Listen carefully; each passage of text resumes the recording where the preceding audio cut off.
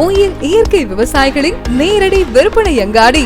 Healthy food, healthy living. Download today from Google Play Store. OIR online app, trusted by more than 10,000 families. Captain Vijayakanth அவருடைய பெயரை எங்கள் உச்சரித்த பொழுது ஏற்பட்ட அந்த அதிர்வலை இருக்குது பாருங்கள், அதுவும் இந்த அங்கிள்னு சொல்லும் போது ஏற்பட்ட அதிர்வலை ரெண்டுமே பார்த்தீங்கன்னாக்கா இந்த டெசிபிள் சவுண்டு, இந்த டெசிபிளை நீங்கள் வந்து கணக்கேட முடியாது சார். அவ்வளோ ஒரு எக்ஸைட்மெண்ட். உண்மையாலுமே மன நிறைவோடு வந்தேன்.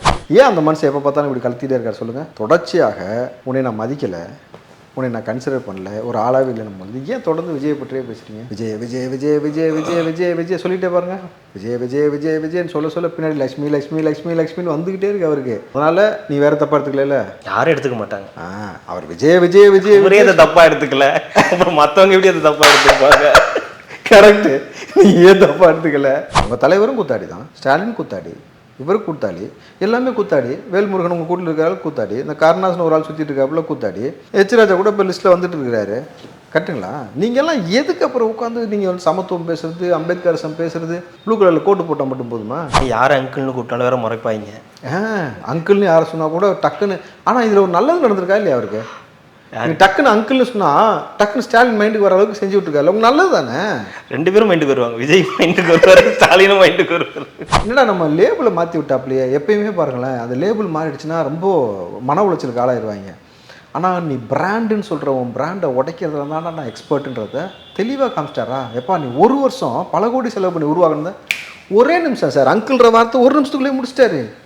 அந்த அங்கிள் அங்கிள் அங்கிள்னு பேசுனதோடைய ஒட்டுமொத்த டியூரேஷன் எடுங்களேன், வெறும் ஒரு நிமிஷத்தில் ஒட்டுமொத்த சோழியை முடித்து 50 வருஷம் அரசியல் வாழ்க்கக்கூடிய மனுஷனுடைய லேபிளை மாற்றி விடக்கூடிய அளவுக்கு ஒரு ஆளுக்கு ஒரு இம்பாக்ட் ஏற்படுத்தும் பொழுது கிளவி மாதிரி ஒப்பாரி வைக்கிறது சகஜம் தானே. கூட இருக்கார்கள் தான். ரெட்ரோலுக்ஸ் நெஞ்சங்களுக்கு வணக்கம், நான் கார்த்திக். இன்றைய நேர்காணலில் நம்முடைய இணைந்திருப்பவர் திரு ராவுத்தர் இப்ராஹிம் அவர்கள். வணக்கம் சார். வணக்கம் சார், எப்படி இருக்கீங்க? நல்லா இருக்கேன் சார்.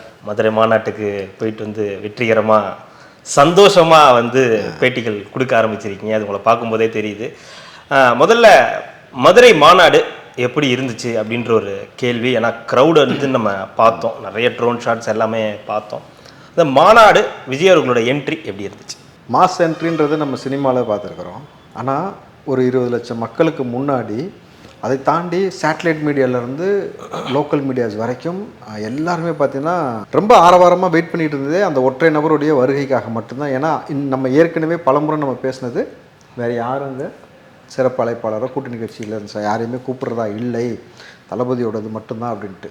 ஸோ அந்த ஒன் மேன் ஷோக்காக வெயிட் பண்ணும்பொழுது அந்த சினிமாவில் இருக்கிறத விட, சினிமாவில் உங்களுக்கு தெரியாது கண்ணுக்கு முன்னாடி 20 லட்சம் பேருக்கு முன்னாடி ஒருத்தர் உள்ளே வரும்போது ஏற்பட்ட ஒரு ஆரவாரம், அந்த உற்சாகம், சீரியஸாக அதெல்லாம் அன்பிலீவபிள் எக்ஸ்பீரியன்ஸ் சார். அது இதனால் சும்மாலாம் ஒரு மாநாடு எல்லா கட்சியும் போட்டுறாது. வரலாற்றில் ஒவ்வொரு முக்கியமான நிகழ்வில் அந்த நிகழ்வை அருகில் இருந்து பார்க்கக்கூடிய வாய்ப்பை எனக்கு இறைவன் ஏற்படுத்தி கொடுத்தார். அதுக்கப்புறம் புஷியானந்த் சார் தான் அதுக்கு முக்கியமான காரணம், அதுக்கு நன்றி தெரிவிக்கணும்.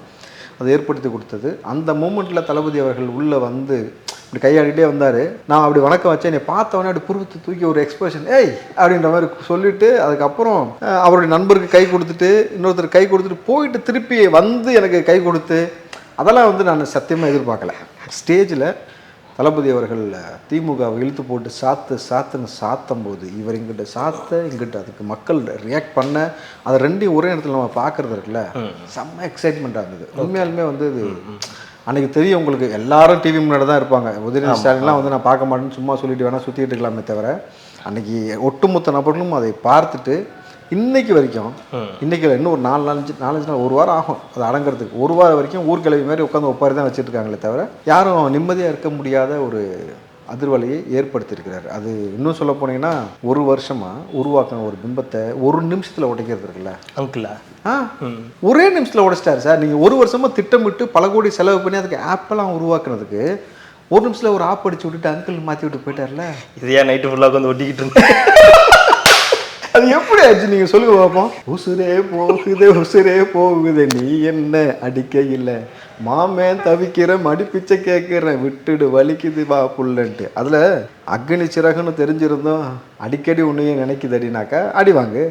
ஏன் நினைக்கிற, ஏன் வரன்னு ஒரு விஷயம் இருக்குல்ல. ஆனால் சத்தியமாக நாம் எதிர்பார்த்ததை விட உண்மையாலுமே நம்ம எல்லாம் எதிர்பார்த்தது, தளபதி இந்த முறை 10 நிமிஷம் 15 நிமிஷம் பேசாமல் ஒரு அரை மணி நேரமாவது மினிமம் பேசணும். அது ரொம்ப அடி வந்து தரமாக இருந்தால் தான் அது பெரிய இம்பேக்ட் ஏற்படுத்துன்னு நினச்சோம். ஆனால் எதிரே பார்க்காம அதிமுகவுக்கு சேர்த்து ஒரு அடி விழுந்தது வந்து அது நம்ம உண்மையிலுமே யாருமே எதிர்பார்க்கல. இந்த இடத்துல அவரை அதை இழுத்து போட்டு ஒரு சாத்தி விட்டு போவார் போகிற போக்கில் அப்படின்ற மாதிரி. பட் ஆனால் நம்ம எதிர்பார்த்த ஒன்றுனா கேப்டன் விஜயகாந்த் அவருடைய பேரை எங்கள் உச்சரித்த பொழுது ஏற்பட்ட அந்த அதிர்வலை இருக்குது பாருங்கள். அதுவும் இந்த அங்கிள்னு சொல்லும் போது ஏற்பட்ட அதிர்வலை ரெண்டுமே பார்த்தீங்கன்னாக்கா இந்த டெசிபிள் சவுண்டு, இந்த டெசிபிளை நீங்கள் வந்து கணக்கேட முடியாது சார். அவ்வளோ ஒரு எக்ஸைட்மெண்ட். உண்மையாலுமே வந்து மனநிறைவோடு வந்தேன். மனநிறைவோடு வந்து ஆமாம் ஆமாம் பார்த்துருப்பீங்க நீங்களும். இப்போ உங்கள் அதுக்கப்புறம் நடந்த சம்பவங்கள், அந்த மாநாட்டுக்கு பிறகு வந்த குரல்கள், அதுவும் 3 விஷயத்தில் வந்து குரல் வந்திருக்கு. ஒன்று வந்து அந்த அங்கிள், அது வந்து பெரிய அதிர்வலைகளை அதான் சொன்னீங்களா குரல் வந்திருக்குன்னு. ஸ்டாலின் ஏற்கனவே பேசினால இளமை புகுத்தி விடும் திருக்குறள், அந்த மாதிரி ஏதாவது மறுபடியும் சொல்லியிருக்காங்களா நினைச்சேன். இல்லை அது இல்லை, இது வேற வேற. அது ஒண்ணு. என்னது அந்த அங்கிள்ன்ற விஷயம் பெரிய பேசு பொருளா மாறி இருக்கு. ஒரு சாரார் வந்து அதை வந்து ஆதரிச்சு அதனால ஒன்றும் தப்பு கிடையாது, அது ஒன்றும் தப்பான வார்த்தை இல்லைன்னா. இன்னொரு பக்கம் அது எப்படி சொல்லலாம் அப்படின்றது ஒரு பக்கம். ரெண்டாவது எம்ஜிஆர் அண்ணா புகைப்படங்களை பயன்படுத்தினது மாநாட்டில். அது 3வது விஜயகாந்த் அவர்களுடைய பெயரை வந்து மதுரையில் உச்சரிச்சது. இந்த 3 விஷயமும் பெரிய பேசு பொருள். 4வது தான் அதிமுகவை வந்து அடிமை கூட்டணின்னு சொன்ன விஷயம்லாம். இந்த அங்கிள் விஷயம் வந்து எப்படி பாக்குறீங்க? நீங்க சொன்னீங்க அந்த பிம்பத்தை வந்து உடைக்கிறாரு அப்படின்னு. ஆனாலும் ஒரு அங்கிள்னு ஒரு நையாண்டித்தனமா சொன்னதை வந்து இப்ப நிறைய பேர் விமர்சிக்க ஆரம்பிச்சிருக்காங்கல்ல, அது எப்படி? அதுல எங்க நையாண்டி சார்? அங்கிள் ஸ்டாலினுக்கு போல ஆன்டி ஸ்டாலின் சொல்லியிருந்தாருன்னா நையாண்டி. ராஜா சொல்ற மாதிரி ஆன்டி இண்டியன் சொல்றாரு, நம்ம எடுத்துக்கலாம். புரியுதுங்களா? நீங்க அங்கிள் ஸ்டாலின் சொன்னது வந்து நையாண்டின்றது எடுத்துக்கொள்ளவே முடியாத ஒரு விஷயம். ஏன்னா கட்சி பொதுக்கூட்டத்தில், கட்சி மேடைகளில் நடக்கக்கூடிய நிகழ்ச்சிகளில் உதயநிதி அவர்கள் மாமா துரைமுருகன், மாமா பாலு அவர்கள் இப்படி சொல்லி பேசுறதுனால நம்ம பார்த்துருக்குறோம். நீங்கள் மாமான்னு தானே சொல்லி பேசுகிறீங்க. இப்போ நம்ம தான் தப்பாக எடுத்துக்கிட்டோமா? திமுக மேடையில் சங்கீதா சொன்னது பிறந்தநாள் விழாவுக்கு அங்கிளை பார்க்க போகிறேன், அவர் பையனும் நானும் அங்கிள் தான் சொல்லுவேன், ஒரு நரமுடி கூட இல்லை, முடியலடா இல்லை முடியலடான்ற என்னால் முடியலடா. தமிழ் எவ்வளோ அழகு இல்லை, அழகு சார் உண்மையிலுமே.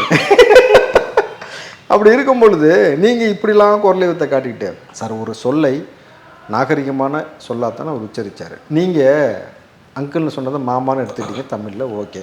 அந்த மாமாவை எந்த மாமாவை கன்சிடர் பண்ணிட்டு நீங்கள் உளறீங்கன்னு ஒரு விஷயம் இருக்குல்ல. நான் மாமான்னு தான் சொன்னேன், அங்கிள் தான் சொன்னேன். இதில் ஒரு தவறு இல்லையே. சின்ன வயசுலேருந்து நீங்கள் கலைஞருடைய வீட்டுக்கு பயணப்பட்டு வராங்க, அவங்க அப்பா போயிட்டு வந்துட்டுருக்காரு. சின்ன வயசுலேயே வந்து ஸ்டாலின் அவர்களை பார்த்து அப்போ இருந்து அங்கிள்னு கூப்பிட்டு பழகிருப்பார். சொல்கிறாரு, இவ்வளவு தானே, இதை எடுத்துக்கிட்டு பெருசாக பேச வேண்டிய அவசியம் இல்லை. அதுவும் கோயம்புத்தூர் மாமாலாம் பேசுகிறாரு பாருங்கள், அது ரொம்ப கொஞ்சம் வித்தியாசமாக இருந்துச்சு எனக்கு. கோயம்புத்தூர் மாமாவா? இல்லை, அவரும் உறவு முறை வச்சு கூப்பிட்றவர் தான் சார் அண்ணாமலை. அண்ணன் பங்காளி பேசியிருக்காருல்ல. அப்புறம் நீங்கள் எதுக்கு தேவையில்லாமல் குரலை வித்த? நல்ல வேலைக்கு எனக்கு போன வாட்டி சட்டையை கழட்டி சாட்டில் அடித்த மாதிரி இந்த வாட்டி வெயிட்டை கழட்டிட்டு இல்லை சொல்கிறேன், தப்பாக நீங்கள் நினைக்கக்கூடாது. வேட்டியை கழட்டிட்டு வேறு ஏதாவது வேடிக்கை காட்டு வரோம், அப்படி எடுத்து துணியை சுற்றி கித்தி அப்படின்னு மாதிரி நினச்சேன். அப்படிலாம் செய்யலை. நீங்கள் இந்த குரலை வித்த காட்டெல்லாம் செய்யக்கூடாது, தப்பு இல்லை சார். உதயநிதி குறித்து பேசும்போது, ஊடக வேலை குறித்து பேசும்பொழுது பார்த்து பக்குவமாக பல்லு போடாமல் அப்படின்னு வார்த்தையை பயன்படுத்தின நபர் எடப்பாடியை வந்து என்னென்னு பயன்படுத்தினார்? தற்கொலை சொன்னேன்ல, சாத்தா வேதம் முதலாமா? விஜய் அவர்களே சொன்னார், நடிகைகளை இடுப்பு கிள்ளிட்டு நான் ஒன்றும் இங்கே வரலைன்ற மாதிரிலாம் கூட பேசியிருக்காரு. நீங்கள் முக்கியமான அரசியல் தலைவர்களை குறித்து, அண்ணாவை குறித்து எவ்வளோ இழிவாக எல்லாரும் பேச முடியுமோ பேசிட்டு நீ வந்து இன்றைக்கி புதுசாக வந்து இப்போ யார் பூம்பரு? நீ தானே. நீ பூம்பரா இல்லை தெரியலன்ட்டு போட்டுக்கிட்டு இருக்காங்க சார். நான் சொல்லலை, சொல்லக்கூடாது, தப்பாக போயிரும்ல, போட்டுக்கிட்டு இருக்காங்க. அப்படி இருக்கும்போது உன்னை ஏற்கனவே கோயம்புத்தூரில் ஓட விட்டாங்க, அரவக்குறிச்சியில் அதுக்கு முன்னாடியே ஓட விட்டாங்க. எனக்கு இருக்கிற ஒரே கேள்வி அண்ணாமலைகிட்ட, அண்ணா எழுதி வச்சிங்கன்னா பெரிய வெண்ணமே டைலாக் ஆரம்பிக்கிறது, ஆனால் எழுதி வச்சிங்கன்னா 2024 எலெக்ஷனுக்கு அப்புறம் திமுகன்னு ஒரு கட்சியே இருக்காது. சொன்னது நீ உங்கள் டேடி மோடி, கரெக்டுங்களா? நீங்கள் 2 பேரும் தான் சபதம் போட்டிங்க. நீ கட்சி அப்படியே தான் இருக்குது. அவருக்கு ஒன்றுனா பிரச்சனை, நீ உள்ளே வந்து குரலி வித்த காட்டுனாக்கா இது என்ன மாதிரியான ஸ்ட்ராட்டஜின்னு ஒரு விஷயம் இருக்குல்ல. அப்போது அப்பட்டமாக தெரியுது 2 பேரும் எவ்வளோ இணக்கமாக நெருக்கமாக இருக்கீங்கன்னு. அதைத்தான் விஜய் அவர்கள் கோட் பண்ணார். இல்லை, இது அண்ணாமலையோட ஸ்ட்ராட்டஜி. இது ஒரு பக்கம் சண்முகமாக இருக்கட்டும், திமுகலேருந்து KN நேரு அவர்களாக இருக்கட்டும், எல்லாருமே வந்து அதை வந்து அவருடைய தராதரம் அவ்வளோதான். சண்முகம் அவர்கள் சொல்லும்போது இப்படி சொல்லக்கூடாது, இந்த மாதிரியெல்லாம் வந்து பேசவே கூடாது அப்படின்ற மாதிரியான விஷயங்கள். அந்த அங்கிள்ன்ற வார்த்தையை அவங்கள ரொம்ப டிஸ்டர்ப் பண்ணியிருக்கா. ஏன்னா திமுகவிலேருந்து அமைச்சர்கள் வந்து பேசுகிறாங்க, அவருடைய தராதரத்தை பேசுகிறாங்க, கூட்டணி கட்சியினர் வந்து இப்படி சொல்கிறாங்க அப்படின்னா அந்த வார்த்தையை ரொம்ப டிஸ்டர்ப் பண்ணியிருக்கு. அண்ணா வந்து பக்கோடா வாங்கிட்டு சொன்னார்ல, டீ பக்கோடா நினைக்கிறேன். பக்கோடா மெயின். டீயும் பக்கோடா வாங்கிட்டு வரும்போது வர சொல்லி காசு கொடுத்தா அதில் 50 காசு ஆட்டையை போட்டுருவேன்னு சொல்லி ஸ்டாலின் பேசினார்ல, இந்த வரலாறு ஏதாவது பேசுறதுக்கு எங்கள்கிட்ட அப்படி ஒரு வரலாறு இல்லை. நாடாவை வெளுத்து பாவாடையை தூக்குனா தெரியும்னு சொல்லி சட்டமன்றத்தில் அவர் பேசின அந்த மாதிரி ஒரு வரலாறு எங்கள்கிட்ட இல்லை. போகிற இடத்துலாம் ஒரு ஆளை கூப்பிட்டு வந்துடுற வரலாறு எங்ககிட்ட இல்லை. எங்கள்கிட்ட என்ன இருக்குதோ அதை தான் பேச முடியும்னு சொல்லி பேசுகிறோம். இதில் ரொம்ப இயல்பா சார் அவர் நீங்கள் தமிழில் மாமான்னு சொல்லியிருந்தா கூட நீங்கள் ஏதாவது தப்பாக புரிஞ்சுக்க போகிறீங்கன்ட்டு தான் அங்கிள்னு ரொம்ப டீசெண்டாக சொன்னார். சரி, விஜய் அவர்கள் அங்கிள்னு சொன்னார் அப்படின்ற அந்த வார்த்தையை சீமான் வந்து தமிழில் தான் பேசுவார். என்னன்னு சொல்லுவேன் நீ? சித்தப்பா ஸ்டாலின். ஏய் சாவடிச்சு அங்கிள் எப்படி சித்தப்பாகும்? சித்தப்பா பெரியப்பா மாமா எல்லாமே அங்கிள் தான். நேரடி பொருள் கரெக்டாக உங்களுக்கு. அங்கிள்னா மாமா. இப்போ சீமான் என்னன்னு சொல்லுவார்? இதை மாமான் தானே சொல்லுவேன். மாமான் தானே உச்சரிச்சு ஆகணும். மாமான் அப்படி சொல்ல, என் மாமேன்னு வருவாரு, என் மாமே, என் சித்தப்பன். அது வட்டார வழக்கு, அது வட்டார வழக்கு சார். நீ மரத்தை கட்டி பிடிச்சிட்டினாலும் சரி அங்கே போய் மாமான் தான் சொல்லி ஆகணும். கரெக்டா? நீ வேறு அது வேற கன்றாய் ஞாபகப்படுத்தி. இந்த மரத்தில் பேர் எழுதியிருந்தாங்க சார், அந்த மரத்துக்கு அது கூட விஜய்னு தான் ஆரம்பிக்குது. அப்படியா? என்னன்ட்டு பார்க்கல நீங்கள்? ஏன் அந்த மனுஷன் எப்போ பார்த்தாலும் இப்படி கழுத்திட்டே இருக்கார் சொல்லுங்கள்? தொடர்ச்சியாக உன்னை நான் மதிக்கலை, உன்னை நான் கன்சிடர் பண்ணல, ஒரு ஆளாகவே இல்லைன்னு போது ஏன் தொடர்ந்து விஜயை பற்றியே பேசுகிறீங்க? விஜய் விஜய் விஜய் விஜய் விஜய் விஜய் விஜய் சொல்லிகிட்டே பாருங்க. விஜய் விஜய் விஜய் விஜய்ன்னு சொல்ல பின்னாடி லக்ஷ்மி லக்ஷ்மி லக்ஷ்மி லக்ஷ்மின்னு வந்துக்கிட்டே இருக்கு அவருக்கு. அதனால் நீ வேறு தப்பாக எடுத்துக்கல. யாரும் எடுத்துக்க மாட்டாங்க. அவர் விஜய் விஜய் விஜய் விஜய் அதை தப்பாக எடுத்துக்கல, அப்புறம் மற்றவங்க எப்படி அதை தப்பாக எடுத்துப்பாங்க? கரெக்டு. நீ ஏன் தப்பாக எடுத்துக்கல? இதுக்கு வேற ஆள் கிடைக்கலையா, வேற மூஞ்சி கிடைக்கலையா, வேற விமர்சனம் வந்திருக்கு அங்கேருந்தே.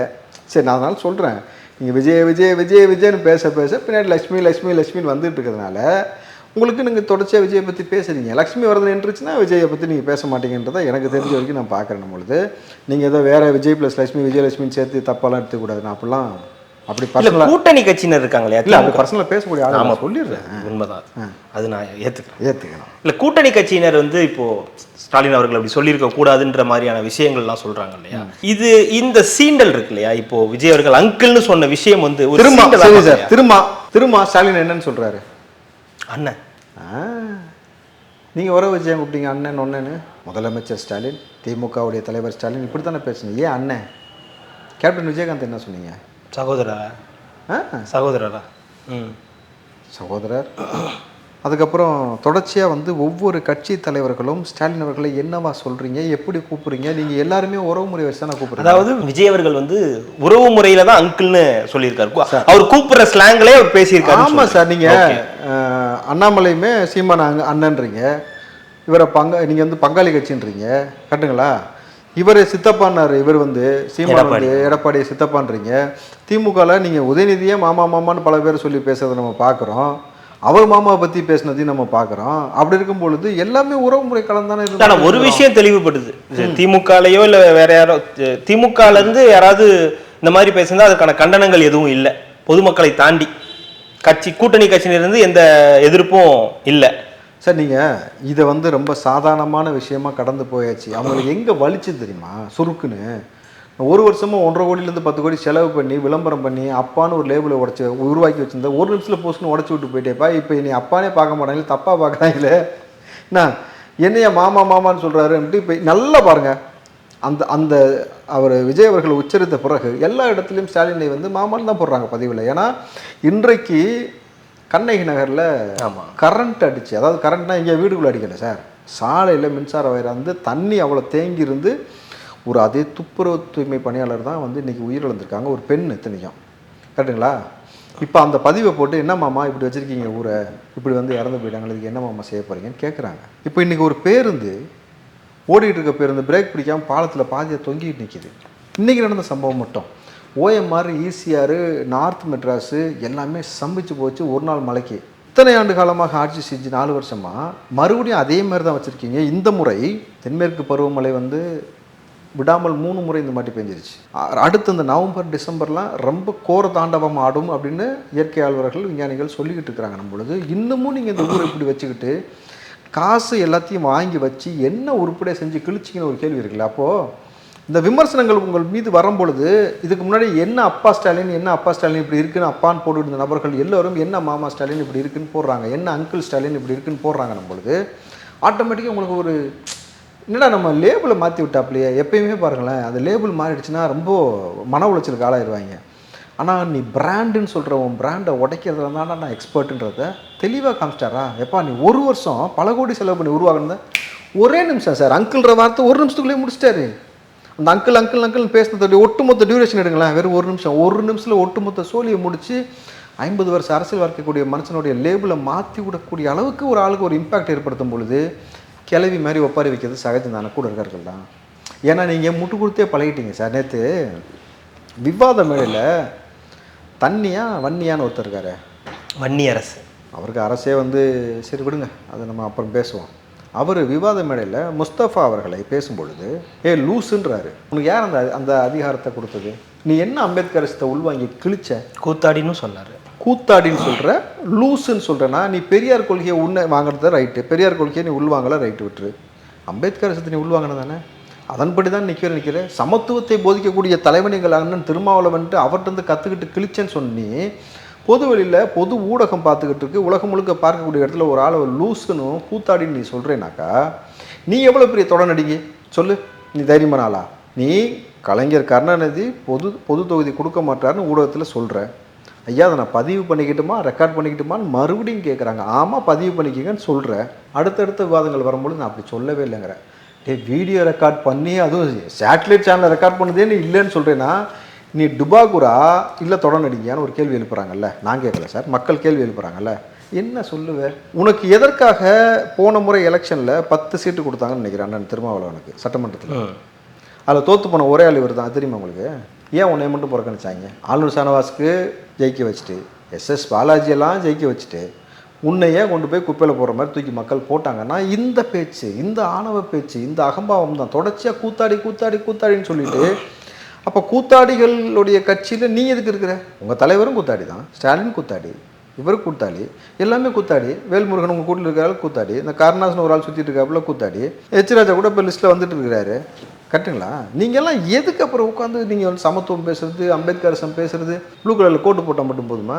ஒரு நிகழ்ச்சி நடக்குது, கோட்டு போட்டு வந்தால் எல்லாம் மாறிக்குமா? நான் அன்றைக்கே சொன்னேன், இன்றைக்கு தேவை என்பது உடை கிடையாது, கலாச்சாரம், பண்பாடு. சார் ஒரு இடத்துல ஒரு அசௌகரியமான ஒரு சூழல் இருக்கக்கூடிய இடத்துல ஒரு சிறிய புன்னகை அந்த சூழலையே மாற்றும். தெரியுமா உங்களுக்கு? ஒரு குழந்தையோடைய புன்னகையோ அல்லது நம்மளே வந்து ஒரு அசௌகரியமாக ஒரு எதிரி இருக்கிறான் இல்லை ஒரு சூழல் சரியில்லாத இடத்துல ஒரு சின்ன புன்னகை மூலமாக அந்த சூழலை மாற்றி அவங்கள ஒரு தன்மைப்படுத்த முடியும். எதிரியே கோபமாக வரானும்போது நம்ம சிரிச்சுட்டு கொஞ்சம் தன்மையாக பேசும்பொழுது அவனுக்கே கோபம் அடங்கிடும். அப்படி தான் நம்ம இது வரைக்கும் இருந்தோம். இன்றைக்கி எங்கேருந்து வந்து திடீர்னு ஒரு கட்சியில் வந்துட்டு உட்காந்தானே உனக்கு பொது மேடையில் இப்படி பேசுறியே, அதுக்கப்புறம் இப்படி பேசிகிட்டே இருக்கும்பொழுது அதனால தான் பதிவுகளில் போடுறாங்க கீழே, நீ வன்னியா இல்லை என்ன அப்படின்னு கேட்குறானுங்க. ஃபன்னியான்னு கேட்டிருப்பாங்க. ஃபன்னியா பலது கேட்குறாங்க சார். அல்ல அவங்க கேட்குறாங்கன்னு சொல்கிறேன். அப்போது நீங்கள் கேட்குறான்னு எல்லாத்தையும் நீங்கள் தான் கேட்குறீங்க. இல்லை நான் ஆதாரம் காட்டவா? அப்படி எல்லாத்தையும் சொல்லுவேன் என்னென்ன போட்டிருக்கேன்னு. ஃபன்னி SPCAலேருந்து Z வரைக்கும் போட்டு பார்த்துங்களேன், எல்லாமே வருது அதில். வருது. கடந்து போவோம். சொல்லுங்கள், அடுத்தது சொல்லுங்கள். கடந்து போவோம். நான் என்ன சொல்கிறேன்னா, அப்போ உங்கள் தரத்தை தாழ்த்தி கொள்வது உங்களுடைய சொல், நீங்கள் பயன்படுத்தக்கூடிய சொல். ஒரு பொது வாழ்க்கையில் இருந்துக்கிட்டு ஒரு அரசியலில் இருந்து கொண்டு இதில் ஹரி சொன்னாப்புல அரசியலில் மூத்த நபர் நீங்கள் இப்படி பேசலாமான்ட்டு என்ன அதுக்கும் போட்டாங்க. ஏய் அரசியல் ஒருத்தர் இருந்துட்டானாலே வந்து நீ வந்து மூத்த நபர்னு சொல்லாதியா? எந்த பண்பாடும் இல்லாமல் ஒரு கலாச்சார புரிதல் இல்லாமல் தொடர்ச்சியாக எல்லார்ட்டையும் வந்து கேவலமாக தொடர்ச்சியாக பேசிட்டு இருக்கிறார். இவர் வந்து வன்னியரசு வந்து அவர் பேசக்கூடிய சொல் ஒரு வாட்டி 2 வாட்டி இல்லை, இது போல் பல முறை பேசும்போது முன்னாடி ஆளுநர் ஷானவாஸ் ஒரு தடவை சொன்னார், அதுக்கப்புறம் அதை திருப்பி வாங்கிக்கிட்டார். இல்லை தப்பாக சொல்லிட்டேன், தப்பு தான் அப்படின்னு சொல்லிட்டாரு. அப்போ அவங்களோட மனநிலையே அந்த கூத்தாடின்றது தான் இன்னமும் இருக்குது அப்படின்றது. முட்டு கொடுக்குறதுன்னு இருக்குது சார். இந்த முறை சீட்டு வாங்கினோம்ல, யார் அதிகமாக முட்டு கொடுத்தா யாருக்கு அதிகமான முக்கியமான இடம் கிடைக்கும். போன வாட்டி நம்ம தோற்று போயிட்டோம், இந்த வாட்டியும் தோற்று போயிட்டோம்னா என்ன செய்யுது? இந்த வாட்டி கூட்டணியே தோற்று போதே. அப்புறம் உனக்கு மட்டும் சீட்டு கொடுத்து எப்பா போன வாட்டி அவ்வளோ பெரிய ஒரு ஒரு ஒரு ஒரு சேஞ்சஸ் நடக்கும் போதே உனக்கு நல்லது நடக்கலையே.